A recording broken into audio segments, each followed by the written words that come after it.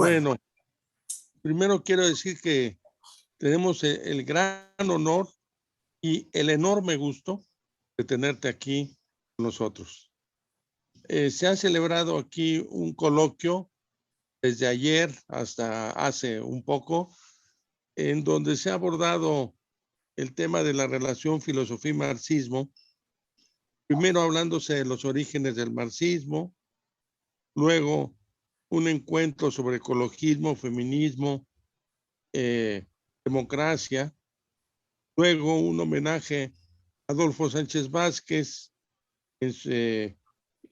con varios ponentes, luego un homenaje a Pablo González Casanova por sus intervenciones, y luego la actualidad de Gramsci hace poco, y ahora encontramos luego un encuentro crítico sobre indigenismo, se habló del movimiento zapatista, y ahora tenemos este enorme gusto de conversar contigo.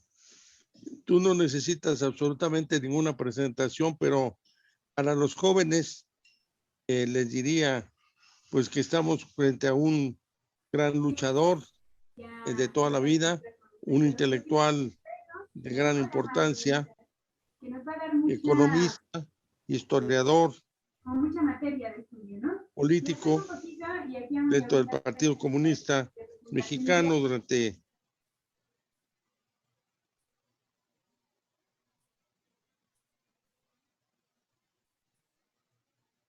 Se cortó. Gabriel, se te apagó el micrófono.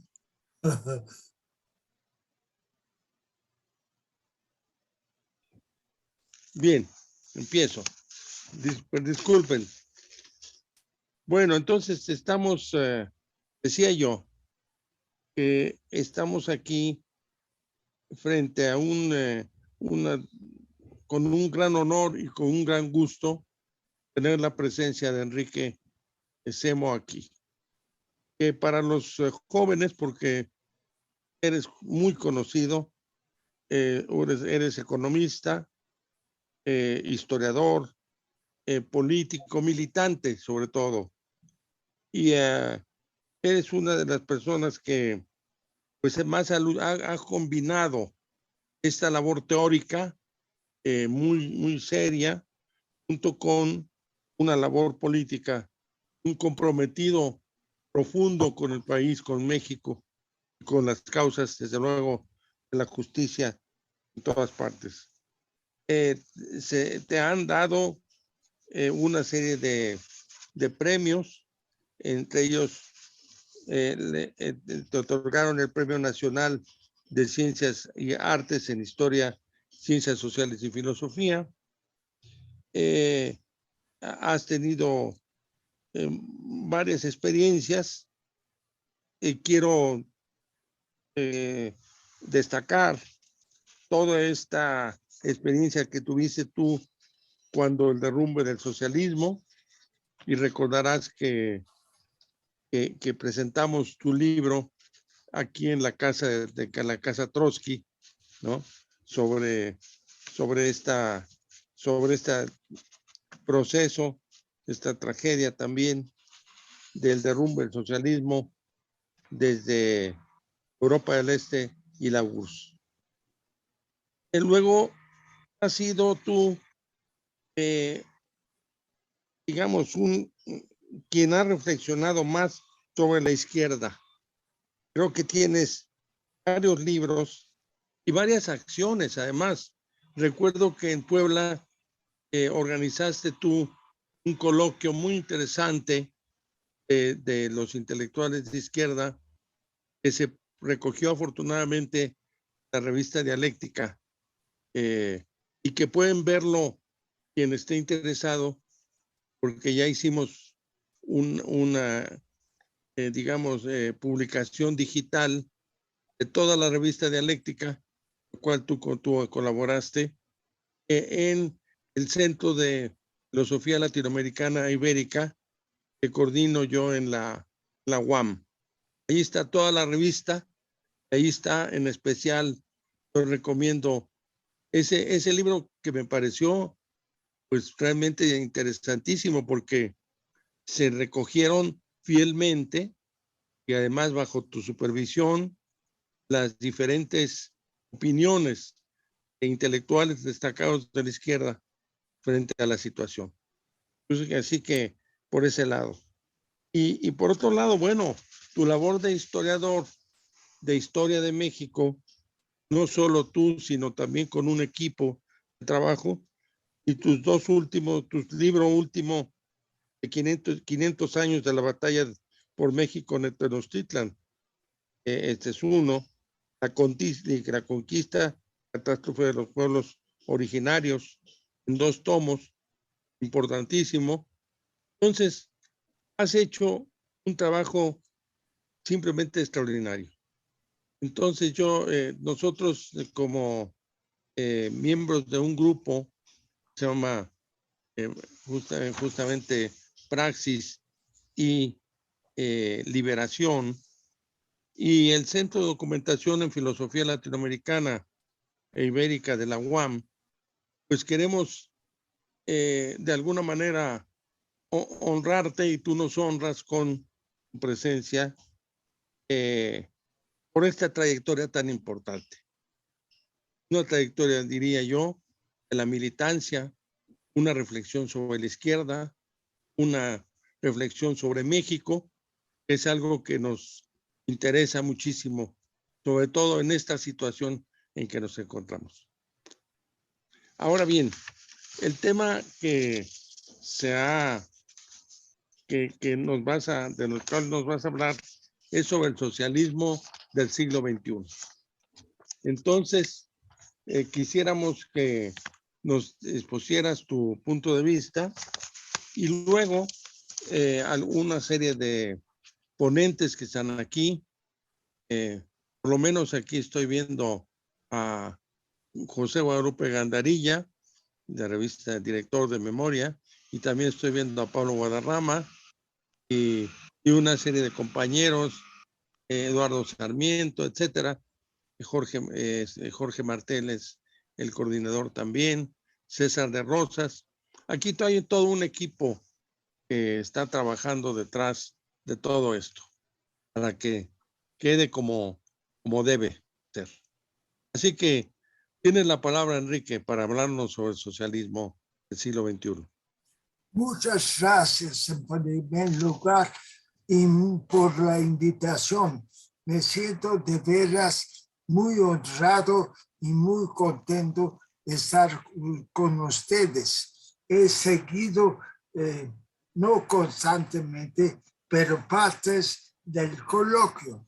Es para mí un goce verdadero ver cómo el pensamiento marxista cambia y se adapta a la realidad actual sin perder su carácter básico.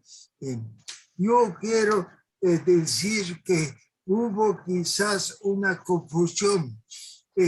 Yo pude haber traído una ponencia sobre el socialismo de nuestros días, el socialismo del siglo XXI, tema que tengo bastante trabajado, pero yo entendí que mi tarea era hablar sobre el marxismo político. Y por lo tanto, les voy a indicar una ponencia sobre ese tema. El 5 de mayo de 1989 se constituyó el PRD, al cual se adhirieron el PMS y otras organizaciones políticas, abandonando su identidad socialista. Desde entonces han pasado 32 años y el socialismo, comunismo o altermundismo, como quieren llamarlo algunos jóvenes, tiene presencia en México Solo en el movimiento comunitario del EZLN y algunas otras expresiones como el movimiento comunista mexicano. Han pasado más de 30 años. En México, la presencia de un movimiento político que enarbole la teoría socialista se ha reducido a su misma expresión. El 1 de julio de 2018, después de 36 años de dominio neoliberal, triunfó un gobierno progresista. En 2019 se celebraron los 100 años del Partido Comunista y Valentín Campa y Arnoldo Martínez Verdugo serán llevados a la rotonda de las personas ilustres. Eso es el cierre con broche de oro de luchas pasadas.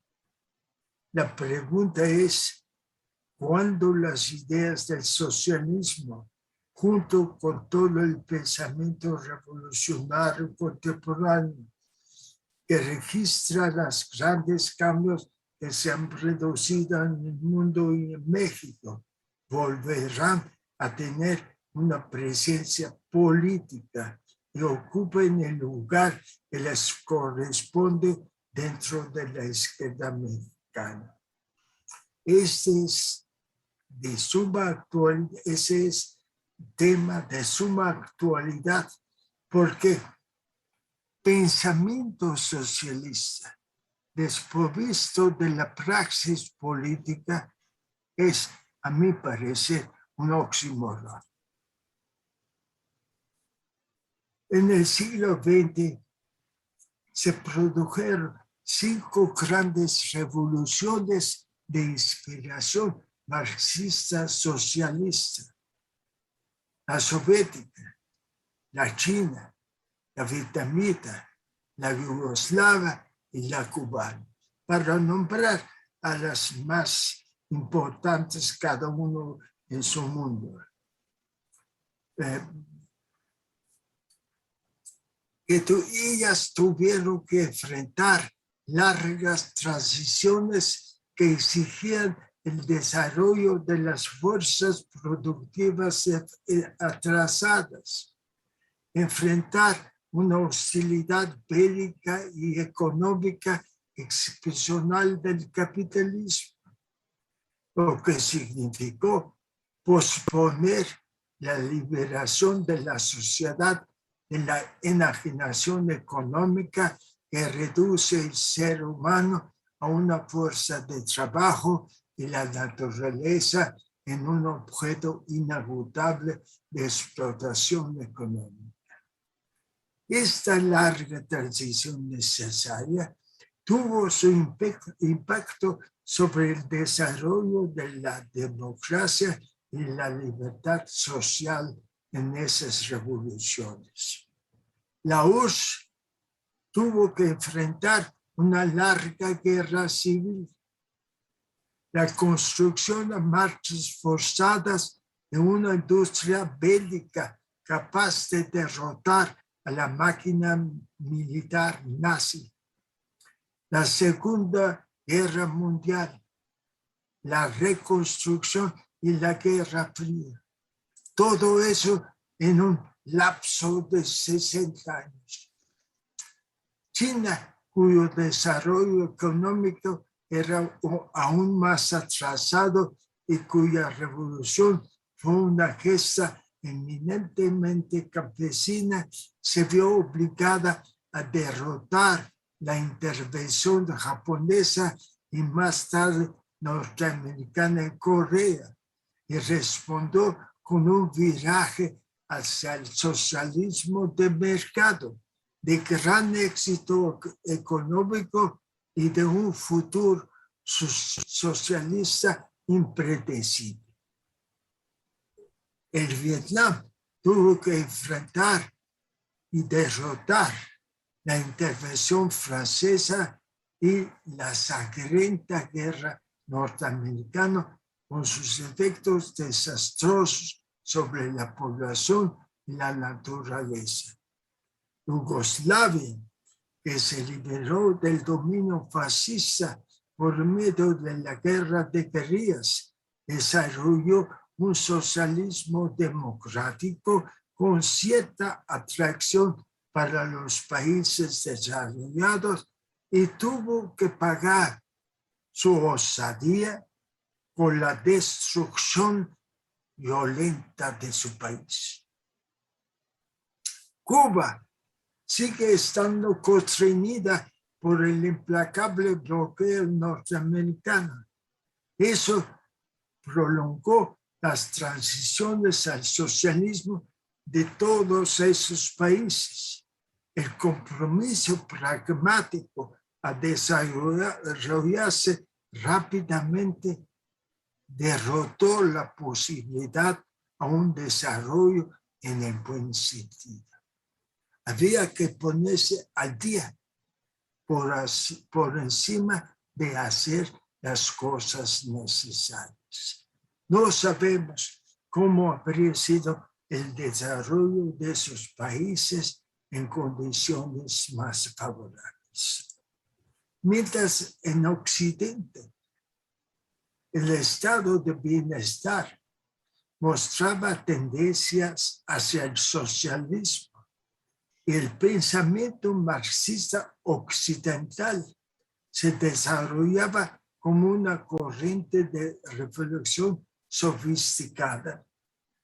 El marxismo de los países atrasados, entre comillas, protagonizaba 5 grandes revoluciones que al final no desembocaron en el socialismo, sí, pero sí dejan una riqueza de pensamiento que aún no hemos aprovechado completamente. En México, en las décadas de los 60 hasta los 80, el pensamiento y la ideología política del marxismo tuvo un gran auge como expresión de varios partidos, grupos y movimientos. Sus impulsores principales fueron también exponentes destacados del pensamiento marxista. Quiero nombrar entre ellos a Raquel Tibol, Arnaldo Córdoba, José Revueltas, Arnoldo Martínez Verdugo, Alonso Aguilar Monteverde, Gerardo Unzueta, Enrique González Rojo, Pablo González Casanova, Adolfo Chile, Víctor Flores Olea, Sergio de la Peña, Carlos Pereira, que la mayoría de ellos desaparecidos, y un servidor que todavía está vivo. Para esa conferencia he escogido a 2 de ellos. Arnaldo Córdoba, Arnoldo Martínez Verdugo, de cuya obra he escogido temas que son de interés histórico y actual.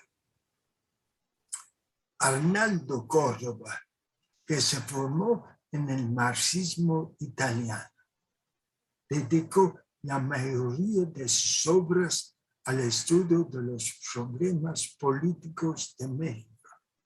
Sus libros, La ideología de la Revolución Mexicana, La política de masas del cardenismo y La revolución y el Estado en México. Estoy citando las principales.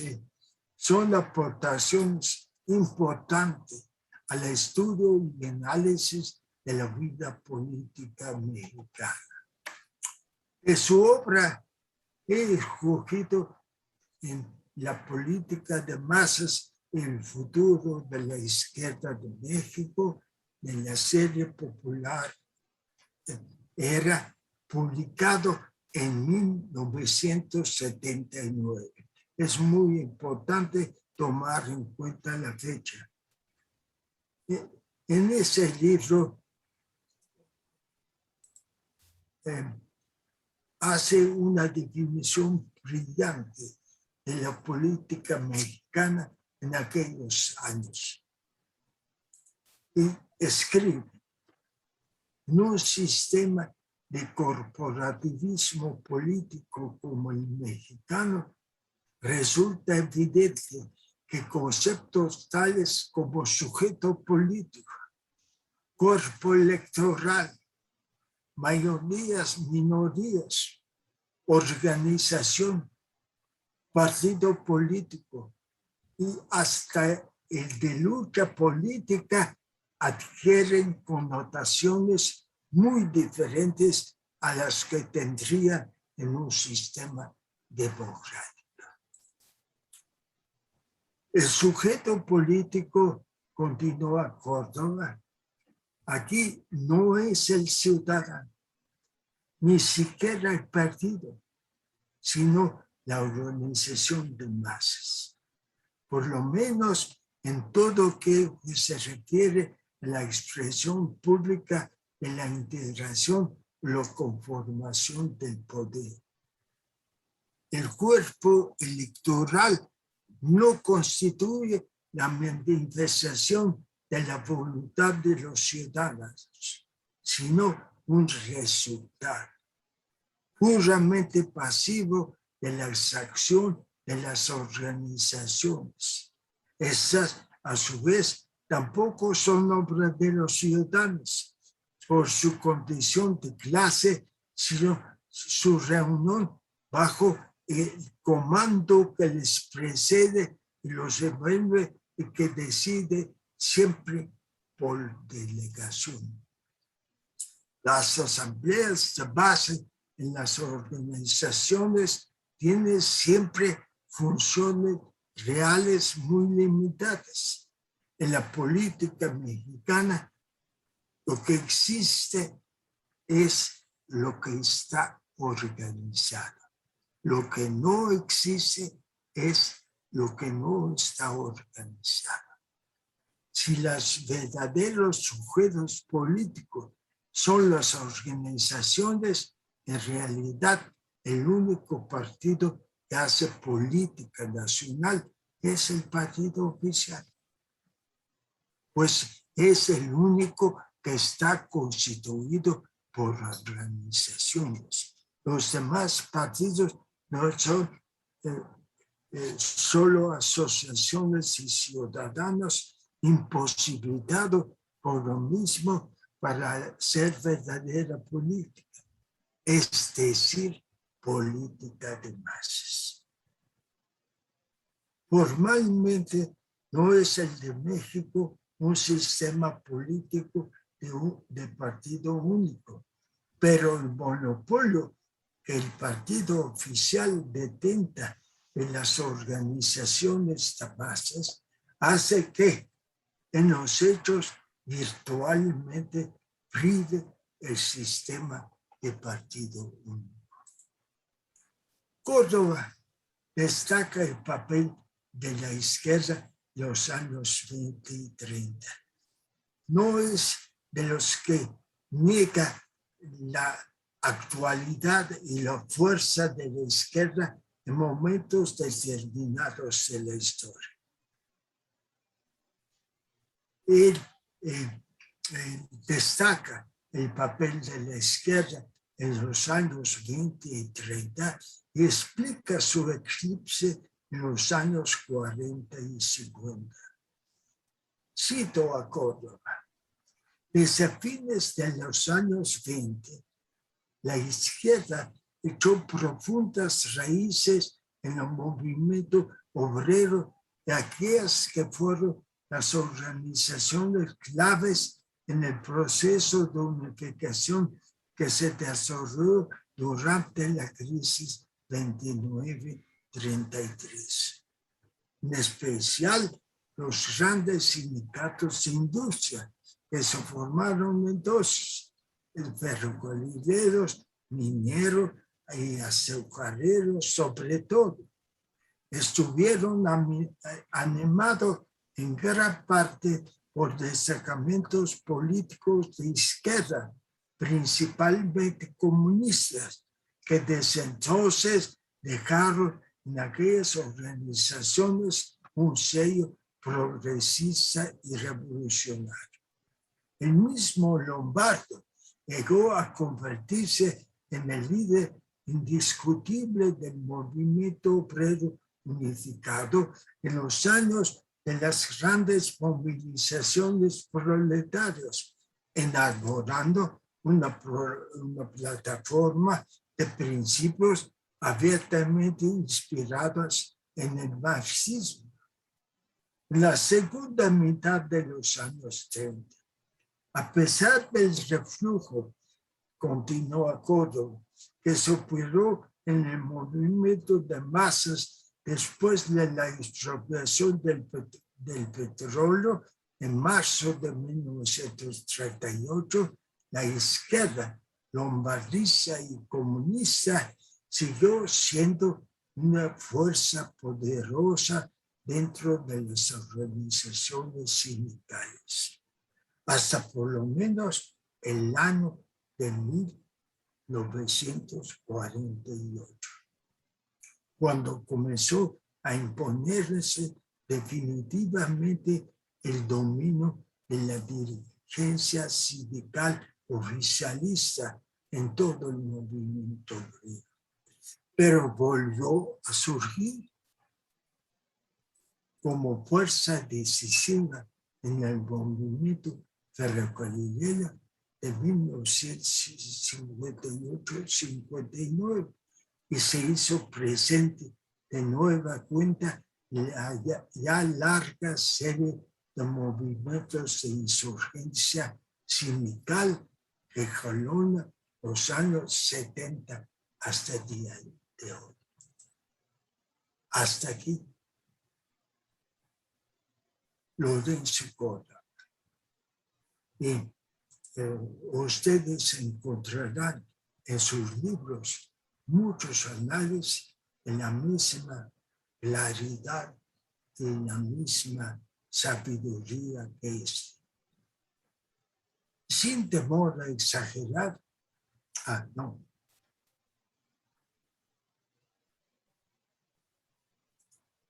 Después de esos párrafos de reconstrucción histórica y de predicciones de la trayectoria de izquierda en su ascenso y su naufragio de Arnaldo Córdoba, pasemos a reflexionar sobre algunas ideas centrales que Arnoldo Martínez Verdugo desarrolló en momentos difíciles para la oposición de izquierda, sometida a periodos de represión feroz y ciertos momentos de legalidad. El discurso de Martínez Verdugo es por necesidad diferente al de un intelectual de izquierda. Él se dirigía a las membresías de origen popular de un partido de acción política. Sus palabras llevan la marca de la repetición de algunas verdades fundamentales para la existencia de ese partido, volcado a la praxis. Las innovaciones y los cambios de orientación debían ser expresadas en forma paulatina para impedir las divisiones y las luchas internas. Además, había que cuidar la relación con el movimiento comunista internacional, defender la autonomía del PSI, las reformas democráticas dentro del movimiento. Desde los años 60, Arnoldo elabora la tesis de que en México existe una crisis política estructural. Se refiere a la inadecuación entre el régimen político y la sociedad mexicana de su época. Estoy hablando de los 60, de los 70. Se refería a la inadecuación entre el régimen político y la sociedad política, no solo en cuanto al desarrollo de la clase obrera, sino también de las capas medias, el acceso de la educación superior y el crecimiento de la población urbana. Para él, la ausencia de libertad política lleva a conflictos y represiones cada vez mayores. Los métodos de gobernar ya estaban en fuerte contradicción con la sociedad que había cambiado radicalmente. La solución de esa crisis tenía que conducir a un proceso de reformas democráticas. De contrario, advertía Arnoldo, sería inevitable una abierta dictadura política militar. Era esa contradicción la central de los años 60 y 70, nos preguntamos. Este problema, analizado desde el punto de vista de clase, a partir de que la democracia formal, aquella que se basa en libertades individuales y en la concurrencia de distintos grupos políticos formales o informales para influir en el poder del Estado, ese tipo de visión de la democracia termina interesando más a los trabajadores que los burgueses. Estos últimos tienen el poder del dinero con el cual pueden ejercer presión sobre los órganos estatales y los partidos. Los trabajadores, en cambio, y las clases medias no tienen más forma de influir que su propia lucha organizada y permanente, para lo cual requieren de libertades y en especial el derecho de asociación tanto sindical como política. Según él, la lucha por la independencia del gobierno era la lucha que mayores obstáculos tenía debido a la estabilidad de un régimen político en el cual había procesos judiciales normales, pero siempre bajo fuertes restricciones, tanto en la serie como la acción impune de los medios represivos y los tribunales. Aunado a lo cual, la mayoría de los sindicatos y de las organizaciones campesinas formaban cuerpo dentro del Estado.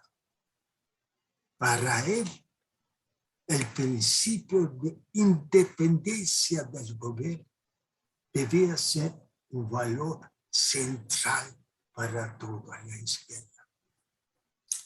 Pero quizás la contribución más importante de Antúnez Verdugo fue la política consecuente para la unidad de la izquierda.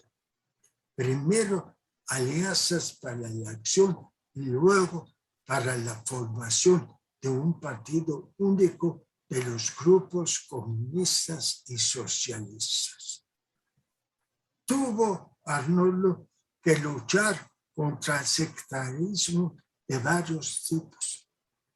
En primer lugar, superar la llamada teoría leninista del partido como vanguardia única de la clase obrera, conciencia organizada del proletariado e indefectible conductor de la revolución y el socialismo. Esta idea, según Arnoldo, esta idea de Lenin, formulada a principios del siglo XX bajo la autocracia zarista, era muy adecuada a su época. A su parecer, los partidos, cada uno de los partidos debe de adoptar formas diversas de organización derivada de sus realidades concretas. Arnoldo plantea una línea de convergencias y alianzas, pero tan luego como el PCM alcanza su registro y ocupa un lugar en la lucha política legal, se lanza a buscar la fusión orgánica de tantos grupos socialistas como fuera posible. En esa posición continuada y consecuente, el primer paso fue la coalición de izquierda para fines electorales con Valentín Campa como candidato no registrado a la presidencia en 1976. En 1976. El segundo paso fue la creación del Partido Socialista Unificado de México en 1980. El PC decidió su propia disolución en su mejor momento en 42 años. En el periodo de la legalización del partido hasta 1981 se registraron 61,000 solicitudes de ingreso al partido. El tercero fue la formación del Partido Mexicano Socialista en 1987 y el cuarto en respuesta a la convocatoria de Cuauhtémoc Cárdenas, la integración del Partido de la Revolución Democrática en 1989, el cual adoptó forma legal bajo el registro del PCM que había obtenido en 1978, justo 10 años antes del gran movimiento electoral de 1988, encabezado por el mismo Cárdenas, al que corrió toda la izquierda en México. Ya hemos visto que ese último acto de unificación redundó con la desaparición de la alternativa socialista del panorama político mexicano. Arnaldo Córdoba tenía razón en que la liberación de las organizaciones de masas de la dependencia corporativa del PRI era un obstáculo, era el obstáculo gigantesco al desarrollo de la democracia en México. Arnoldo Martínez Verdugo vio con claridad en los años 70 el sistema político mexicano o abría las puertas a la legalidad de los partidos de oposición a elecciones verdaderamente democráticas o se sumía inevitablemente en la dictadura. Lo que pasó después lo conocemos bien. El PRI dejó de presidir un sistema corporativo de partido único y fuerzas de izquierda obtuvieron después de una metamorfosis sus derechos electorales. Hoy día tenemos un gobierno progresista que ha abordado varios de los problemas heredados del neoliberalismo. Eso no hubiera sido posible sin las luchas y el socialismo político que lo presidieron en los años 60 y 70. El análisis filosófico del socialismo de Arnaldo Córdoba o de Arnoldo Martínez Verdugo, de acuerdo al desarrollo contemporáneo, no ha comenzado, pero sin duda es una tarea adecuada para reconstruir la relación entre praxis y pensamiento que nos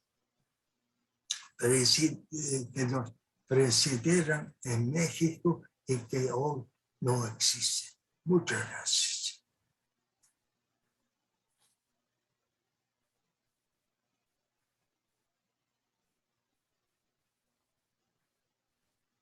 Muchísimas gracias a ti, Enrique. Extraordinario lo que estás diciendo, pero quisiéramos entonces iniciar ahora algunas preguntas al respecto y voy a aprovechar para hacerte alguna. En 1977, como sabemos, se firmó el pacto para que hubiera digamos, un inicio de democracia en México. Y fue justamente cuando el Partido Comunista pudo tener legalización. Sin embargo, empezaron a darse a lo largo del tiempo una serie de coaliciones que luego devinieron en fracasos y que de alguna manera fueron debilitando al partido. Yo primero hay una etapa en donde el Partido Comunista se convirtió en Partido Socialista Unificado de México, que fue una etapa que parecía ser una renovación y una nueva etapa muy importante. Pero luego desaparece el PSUM, habría que preguntarte por qué el PSUM luego se empieza a hacer nuevas coaliciones y ya cuando llega la elección de 88 llega bastante debilitado. No sé qué piensas tú. Y luego fue el momento, como tú señalas, en el cual desapareció, digamos, la opción socialista. Entonces, hay dos preguntas. Una, ¿por qué se debilitó el partido? ¿Y por qué desapareció en 88 la opción socialista en este tránsito al PRD? Bueno, yo les decía que en 1977, 78, cuando fue la reforma democrática, el partido creció inmensamente de acuerdo con lo que era antes, claro está. Pero Arnoldo Martínez entendió que si no abarcaba a la mayoría de los partidos marxistas o socialistas, porque hay que observar que el carácter socialista se conservó hasta el PMS, el Partido. Si no se unificaba la consecuencia iba a ser la constante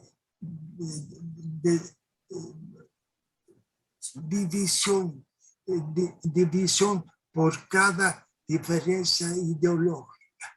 Había que construir un partido diferente en el cual las diferencias ideológicas serían toleradas hasta cierto punto, permitiendo la unidad de acción entre gente que pensaba diferentemente.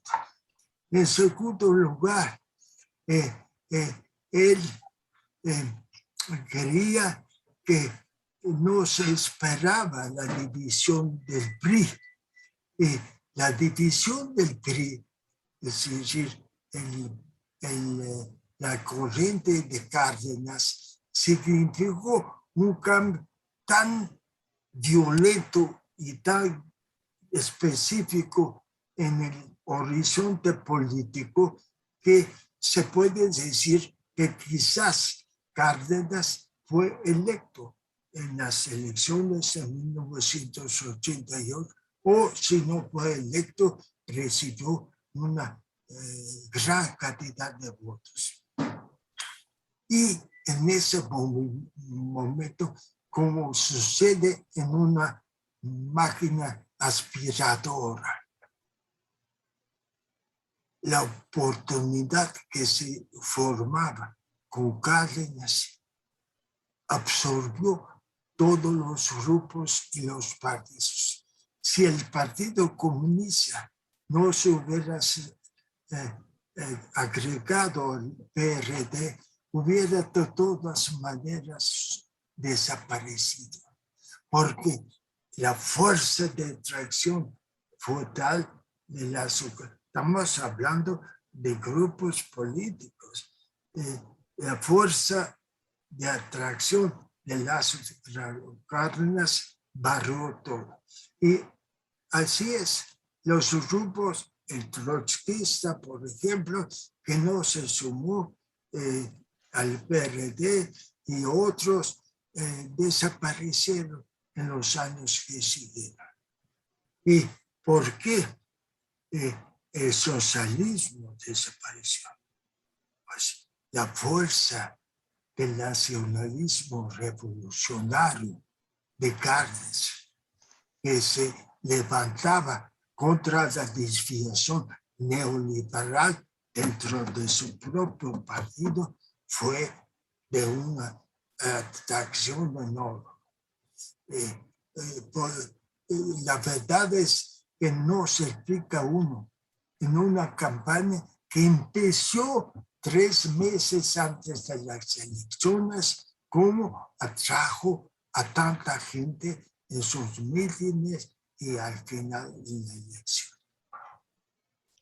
Y en tu opinión, entonces, ¿no debería haberse mantenido dentro del PRD la corriente comunista, la corriente de militancia? ¿Tenía tanta historia? Ahí está la diferencia mía con los que dirigían al grupo comunista que se sumó al PRD. Yo creo que se debía haber mantenido como corriente, rechazando toda asimilación, pero debemos también aceptar que en los primeros años del PRD hubo un anticomunismo feroz contra todos los que venían de movimientos socialistas y comunistas. Si el individuo aceptaba funcionar bajo la dirección de Cárdenas, no importaba su pasado, pero si pretendía hacer una pequeña organización aparte, el anticomunismo era feroz. Se echó por la borda toda la tradición histórica y heroica y lo crítico de los comunistas. Así es. Ahora, posteriormente viene el neoliberalismo tan terrible y ahora empieza un nuevo momento. ¿Cómo ves tú este nuevo momento? Este nuevo momento está profundamente ligado con una personalidad política muy especial, que hizo política de oposición ideológica durante 20 años o 30 años, sin poder acceder a la presidencia.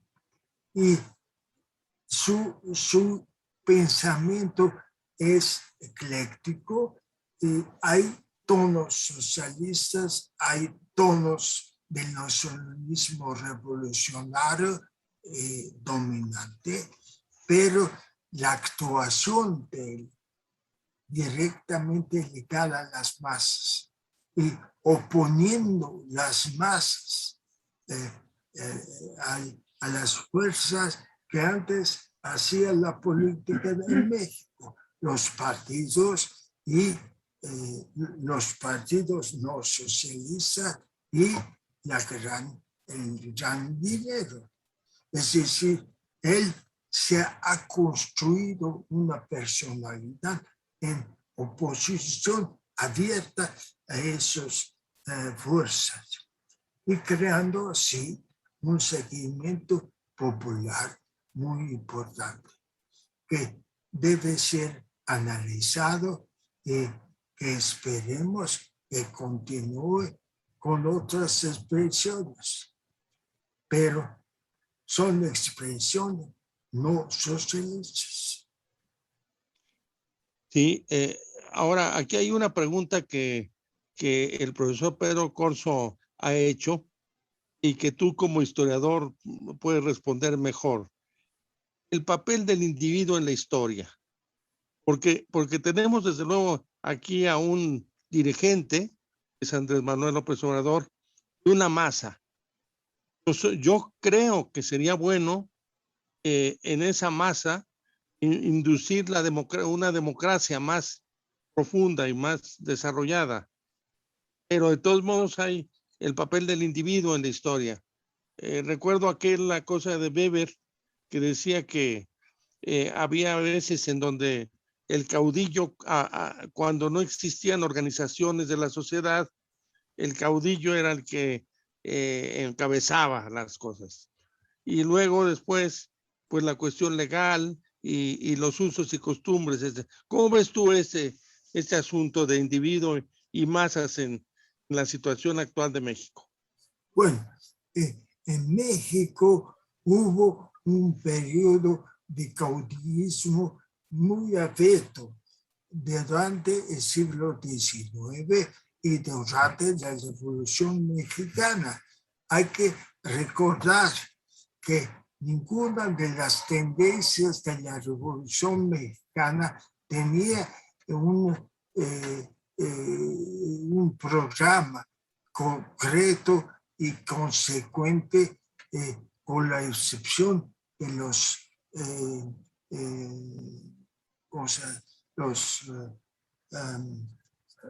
anarquistas y de los de gente de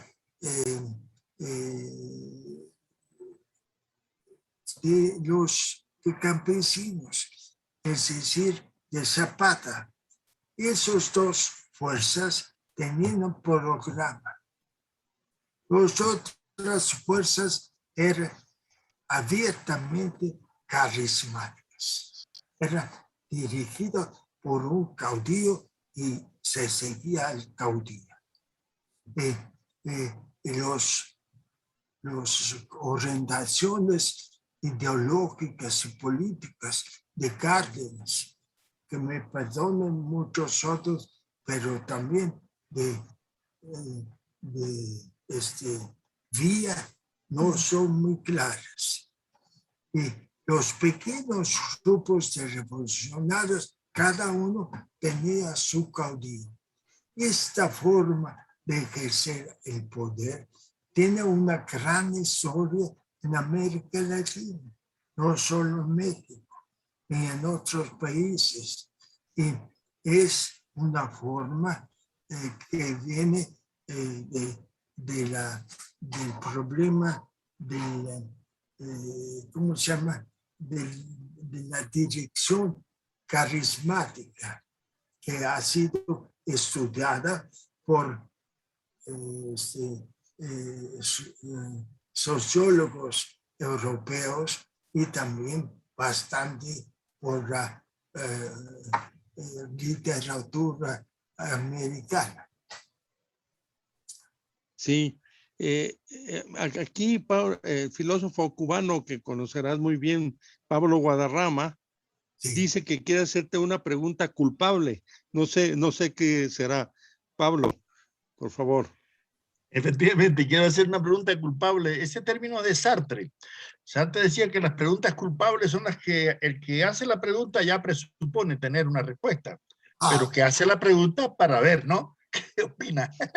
Y quiero hacerle, Enrique, esta pregunta.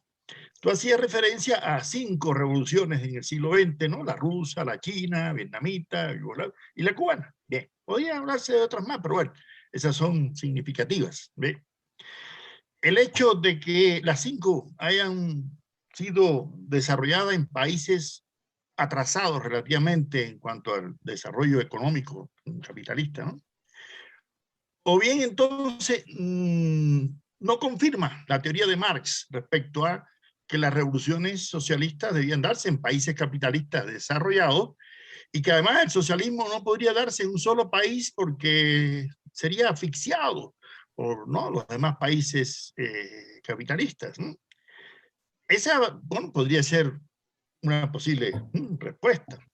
O por el contrario, el hecho de que lo mismo Rusia haya desarrollado toda una infraestructura económico, técnica, militar, científica, etcétera, que le permitió convertirse prácticamente en un país desarrollado, y China, como más allá de los criterios que podemos tener, ¿no?, o Vietnam, etcétera, podría demostrar que aún en países no desarrollados, como los casos ya referidos, es posible iniciar un proyecto, ¿no?, socialista en medio de, bueno, estar rodeado de neoliberalismo como nos sucede a los cubanos, ¿no?, por todas partes, ¿no?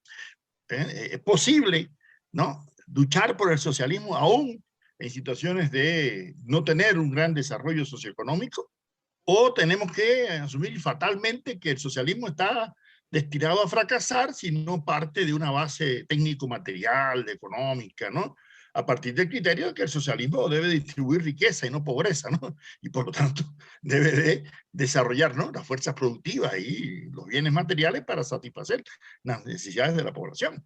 Entonces, esa es mi pregunta culpable, Enrique. Es la pregunta de los 60.000 millones. Y es profundamente correcta. Gramsci dijo que la revolución rusa era una revolución contra el capital. Y así es. El capital fue escrito para el capitalismo de Europa occidental en la convicción de que Inglaterra sería la guía para el desarrollo de los otros países. Y no se tomó en cuenta los países del tercer mundo o los países coloniales o semicoloniales o dependientes, no fueron tomados en cuenta. Yo personalmente creo que la tardanza en la publicación del segundo y tercer tomo de Marx del Capital se debió a que al final de su vida él tuvo que aceptar que Rusia era un gran centro posible de revolución, pero nada de lo que pasaba en Rusia estaba dentro de los marcos del Capital. Y conocemos el episodio en que él contesta una carta de una activista rusa que le pregunta, ¿podrá la comunidad rusa ser un principio o un agregado al socialismo que la situación de Rusia plantea una revolución socialista? ¿Podrá la comunidad ser una base del socialismo que se construye? Y conocemos la respuesta de Marx. Sí, puede ser, pero eso no está en el Capital. lo que se ha demostrado es que las contradicciones del sistema se dieron principalmente en los países del borde, los países que eran coloniales, semicoloniales. Ahora, la segunda pregunta. ¿Se puede construir socialismo en esos países? ¿Qué es el socialismo? Hoy día no tenemos las contestaciones tan claras que tuvimos hace 30 años. El socialismo todavía no sabemos cómo será. Y a mi parecer, todavía la transición será muy compleja, como fue la transición del feudalismo al capitalismo, que tomó toda una época de y ya no podemos pensar en muchos siglos, porque el mundo está al borde del aniquilamiento, pero tendrá muchas formas. Y, ¿por qué no? Un Vietnam que ha seguido esta línea, una Cuba, tendrán decisivamente ventajas a la hora de construir el socialismo. Te quería decir, Enrique, que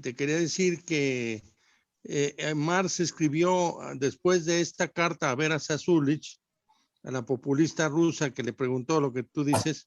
Marx escribió en el prólogo al manifiesto del Partido Comunista en la edición rusa que solo podría sostenerse la revolución si se extendía la revolución hacia Europa del Este, hacia Europa. Y lo que ocurrió fue, al contrario, fue el nazismo. Fue la reacción profunda, terrible, ¿no? Sí, hay que decir en honor entendimiento de Lenin, que Lenin tuvo hasta 1924 o antes un poco, siempre la idea de que la revolución rusa sería seguida de la revolución en Alemania, Francia y otros países. ¿Por qué? Porque él pensaba que la contradicción de la guerra mundial era tan monstruosa que los obreros, los trabajadores, todos se iban a levantar contra el capitalismo. Y eso no sucedió. Él no pensó construir el socialismo en un solo país. Eso fue impuesto por la realidad, por la falta de revoluciones en Europa occidental, que fue también la causa de la causa ideológica de la separación entre Stalin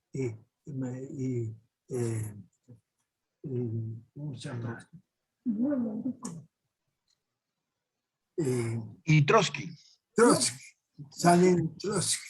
Perdón, gracias por lo leído, Pablo. Sí.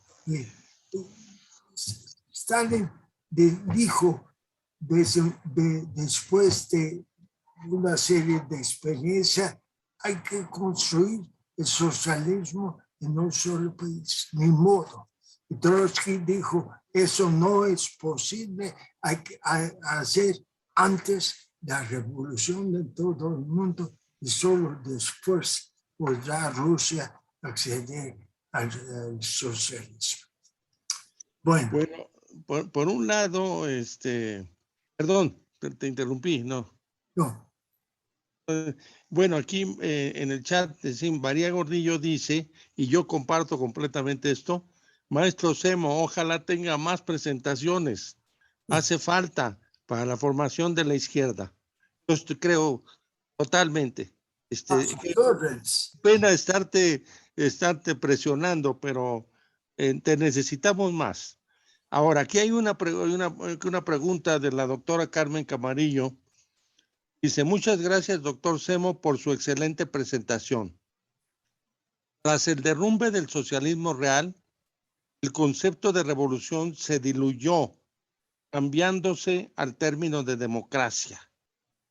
Ahora en México el régimen actual habla de transformación. ¿Qué lectura se puede tener de esto desde el marxismo? Porque al parecer el régimen actual es una extensión de la revolución institucionalizada. Esa es la pregunta de la doctora. Sí, hay que decir que el siglo XXI ha sido pobre en revoluciones. Pobre. No tenemos en realidad ninguna revolución altamente influyente. Y el proceso de cambio ha adaptado otras formas. Yo sostengo todavía que en el estado social que tuvimos en el occidente en los años 50 hasta los 70 o 80, había algunos aspectos de socialismo. Si había una sociedad con seguro social, con seguro contra el desempleo, etcétera, como fueron las sociedades europeas en ese periodo, también el socialismo puede avanzar de otras formas. Yo quiero preguntar a ustedes, ¿cómo ven el sistema de salario mínimo, salario obligatorio para toda la población? ¿Cómo? El salario base obligatorio para toda la población que tiene lugar en varios países de Europa, 3 países de Europa. Es decir, que al nacer, el individuo en Europa recibe ya un salario que lo acompaña toda su vida.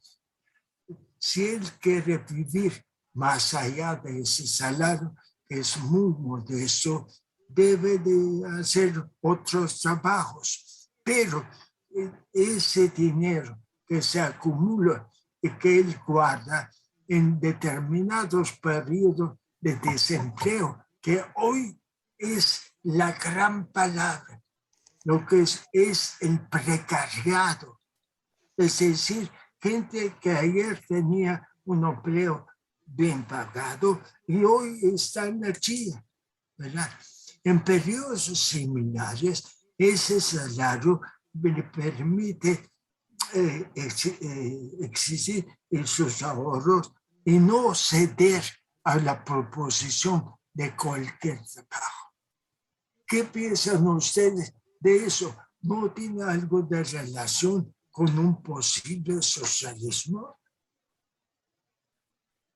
Sí, ahora, perdón, nada más para insistir aquí en esto, un punto muy clave que te pregunta la doctora Camarillo en relación al cambio social. El cambio social se sostenía mediante la revolución. Durante mucho tiempo se dijo, hay que hacer la revolución para hacer un cambio social. Y después se habló de la democracia. Pero la democracia la han pervertido mucho también. ¿Tú qué piensas sobre ese punto? Pero además tengo una pregunta de Ambrosio Velasco. No sé si quieres que de una vez la haga. Bueno, déjame contestar a eso. Sí. No hay contradicción entre revolución y democracia. No hay contradicción ninguna. La revolución no es un acto democrático, es verdad, durante la revolución, pero crea condiciones para la democracia. Condiciones nada más. Y a veces hemos presenciado cambios en la historia sin revoluciones. Por ejemplo, Inglaterra, que llegó a ser el país más desarrollado, con la excepción de la revolución de 1668, con excepción de esa revolución, no tuvo más revoluciones. Y sin embargo, llegó al capitalismo desarrollado. Va a haber toda clase de transiciones, yo digo, al socialismo. Revolucionario más, revolucionario menos. Y es comprensible que después de la Revolución Rusa, el ejemplo soviético se transformó en un, ¿cómo se dice? En una ley absoluta. Todos tenían que pasar por una revolución de ese tipo. Pues yo creo que eso fue tan equivocado como equivocado fue la pretensión de la revolución cubana de que todos los países de América Latina para ir al socialismo debían pasar por las guerrillas, etc. Sí, tú te refieres a la Revolución Gloriosa de Inglaterra, pero creo que esa no se hizo sin disparar un solo tiro, me parece. Bueno, no, bueno, a ver. Bueno, ahorita escucho, no quiero pedir quitarle tiempo aquí a... Hubo lucha armada y sí. hubo un rey que perdió la cabeza. Sí, claro. Bueno, a ver. Ambrosio Velasco dice, muchas gracias, querido Enrique, por la excelente conferencia. ¿Cuál es el papel hoy en día de los pueblos y organizaciones indígenas en la construcción de una sociedad más justa y democrática? Un gran abrazo de Ambrosio. Bueno, de regreso el abrazo ante todo, con mucho gusto. Has tocado el gran tema de la época actual, porque la época actual tiene tres grandes problemas. Los indígenas, ¿qué va a pasar con ellos? La mujer, si se va a lograr la igualdad y, en fin, todos los derechos para la mujer. Y en tercer lugar, el problema del racismo, que es una herencia hasta cierto punto de la colonia. Las colonias en general, cuando Europa se transformó en región más desarrollada del mundo, porque no lo era, a través del capitalismo, creó un racismo universal. Todos los países que no estaban desarrollados, fueran China, fueran los otomanos, fueran los indios, eran humanamente inferiores. A eso responden esos tres movimientos, que en lugar del movimiento proletario propiamente dicho, ocupan el lugar central como movimientos actuales. Muy bien. Movimientos revolucionarios, quiero decir, actuales. Bueno, Eduardo Sarmiento te pregunta, muchas gracias, estimado Enrique. A ver, creo que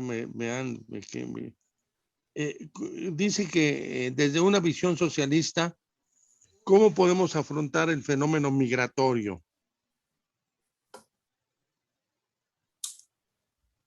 Estados Unidos tenía, cuando fue la guerra con México en 1848, 20 millones de habitantes. Eso eran los Estados Unidos. México tenía 10, la mitad. Estados Unidos, a finales del siglo XIX, principios del siglo XX, tenía 100 millones de habitantes. 80 millones dinero de la migración. Y Argentina conoció un fenómeno igual y otras partes del mundo.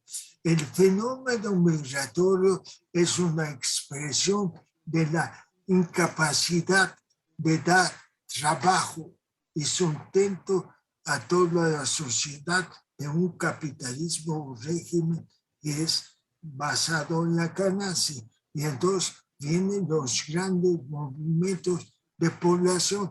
Imagínate cuál es el salario de los obreros del norte de África y cuál es el salario francés, italiano y alemán sobre eso. Entonces, esos son movimientos inevitables que solo se podrían resolver con un aumento de la igualdad.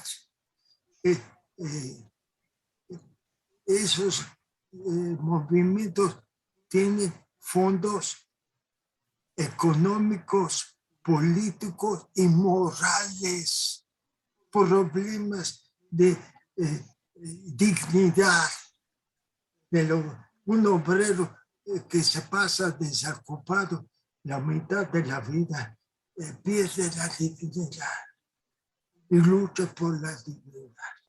Y van a aumentar con esas diferencias que tenemos. Bueno, en la frontera mexicana, el salario doble mexicano ahorita es de 6,000 pesos o 7,000 pesos que se ha aumentado. Pero del otro lado se gana en oficios más o menos calificados $30 por hora. Entonces, es una atracción para una población que vive entre ocupado, economía informal, ocupación formal, toda su vida. Es una atracción, pues, que no tiene límite. No sé si ustedes vieron la película coreana, ¿cómo se llama? El juego del calamar. Se los recomiendo mucho. Eso es lo que tenemos en el mundo hoy, también en los países desarrollados, un precariado que nunca puede contar con una vida decente para toda su vida. Diana Fuentes dice, solo quiero decir que la pregunta del doctor Semo sobre la renta básica universal es muy importante, pues la lucha por ella puede unificar a la izquierda internacional. Sí, dice. Perfecto. Puede unificar, porque a un país como el nuestro, que tiene 50% de la población en la economía informal, podría redistribuir ingresos a un grado que no sea previsto. Estoy de acuerdo con Diana Fuentes. Diana Fuentes. Sí, Ernesto Barba, otro miembro del grupo, dice, el doctor Ernesto Barba dice, felicidades al doctor Enrique Semo. ¿Cómo es posible que se disolvieron los comunistas para dar paso al PRD? ¿Y cómo fue posible que desaparecieran como corriente al interior de este partido? Lo mismo ha sucedido con Morena. Excelente disertación, es una verdadera lección. Muchas gracias. No hay una importante formación política de ideología socialista o casi socialista, ¿verdad? Hoy, pero los muchos miembros del movimiento comunista mexicano participan en política en Morena. Morena no es ni de lejos un partido socialista, ¿verdad? y en ese sentido faltaría mucho, pero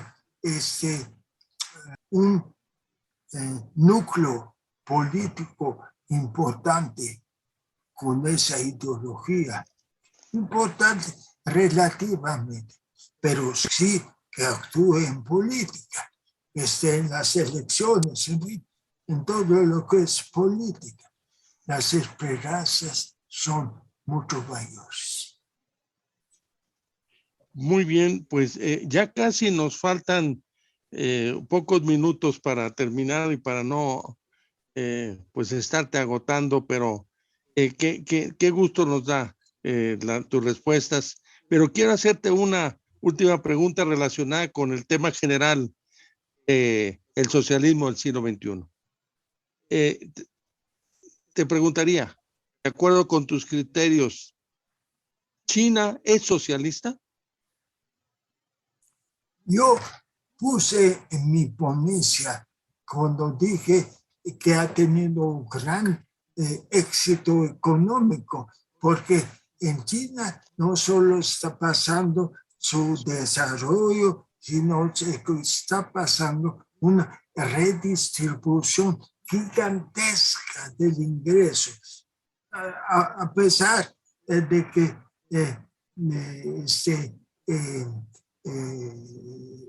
hay capitalismo también, pero ha habido un